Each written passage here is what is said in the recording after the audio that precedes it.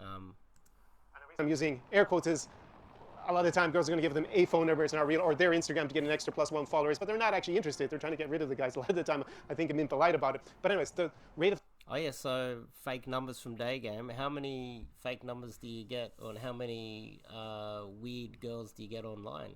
You've been doing a lot of that. Online, look, the girls won't even give you the number, but you spend all this time messaging them, and yeah, you can if they do give you contact details, then they just won't answer. I mean, it's the same, but it's I would say with online, it's less sticky, because even though you've had a little interaction on an app, you've got to get them off that app, and a lot of girls will want to stay in the ecosystem of a Tinder or a Bumble, whatever, and look, you're just a number to them.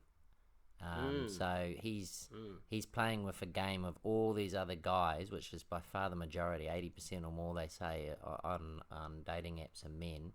So he's playing against all these other guys of 20% are women, who, look, you got to sift through the scams as well. So the girls have less respect for you kind of online because you're competing with all these other guys. You're competing with high value guys on there as well. Yeah, 100%.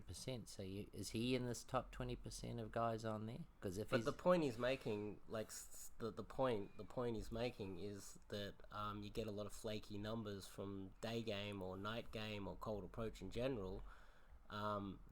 It seems like that's not really true because a lot of the girls, they don't want to leave the app. Yeah. And a lot of them will be catfishing, and these are the issues that you've told me. And also, if you've supercharged your profile and you get a lot of matches, then when they meet you in person, they're like, hang on, you don't look like the you profile. Don't look, the girls, most of the girls, look, for anyone out there, I'm sure will agree with this, most of the girls, one, it's probably maybe 1 in 500 that look far better than their profile, and two, they look a lot less better, and so you are being scammed. So in Daygame, obviously you clearly see the girl and what she really looks like, can't hide any of that, and yet he's going to recommend spending all this time online. It's not going to work, right? Because they're going to scam you with the pictures. They filter their photos as well. Everything is filtered. Yeah, everything is filtered now. Yeah. So his argument is that it's flakier. You get a lot more fake numbers from Daygame compared to online. So. What do you reckon? No, I think that's complete fallacy. You're only connecting to someone visually and through messaging. When you're daygaming, you're approaching them physically, and there's far more stickiness in that interaction. How many fake numbers or flaky numbers have you got in this week? Maybe, well, look, they've all given me a contact that I've asked for. And how many have just like totally ghosted you? I don't think none of them have ghosted me.